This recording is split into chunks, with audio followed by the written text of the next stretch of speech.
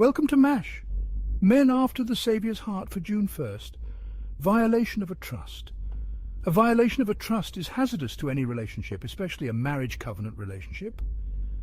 Recently we talked about sealing your marriage. If you don't do so, it opens the door to violations of your wife's trust on countless occasions, leaving a shell of a true marriage relationship as God sees it.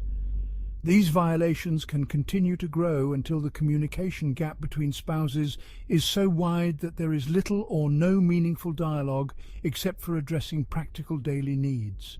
When there is a lack of trust and communication breaks down, the true, intimate feelings, fears and needs of either spouse can easily become fodder for the other spouse with his or her friends or a counselor of some sort. When this happens, it is more than likely that both of them will retreat even more to protect themselves from further wounds. Men, your office demands that you guide your wife and family to true intimacy with the Lord so that they can be prepared to glorify His name and do His work. That ability only comes from intimacy with Him yourself. If you find intimacy difficult to attain, there is a good possibility that the violations of trust in your past have been carried into your marriage and will not allow you to trust anyone, even God. If that is the case, only the Lord can show you how deep the scars are.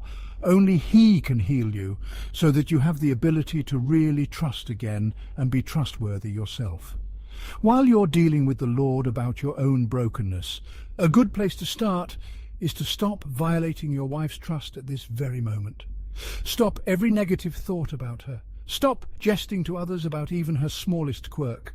Stop communicating her failures with your buddies. Never again minimize her with your mouth or in your mind. Don't criticize her so you can feel better about yourself. Determine that every communication that comes out of your mouth about her will be positive and uplifting. Learn to speak of her value to others as the Lord shows you how He sees her.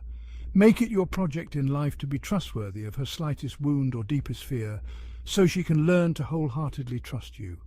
Although it's only a beginning of the kind of covenant God has established for the two of you, it's a start. Watch the life that springs from the change in your perspective by the grace of God. Are you encouraged to try? As for me and my house, we will serve the Lord. If you're led by the Spirit of God, leave us a note on today's message. If you are enjoying Men After the Saviour's Heart, please subscribe, like and/or follow.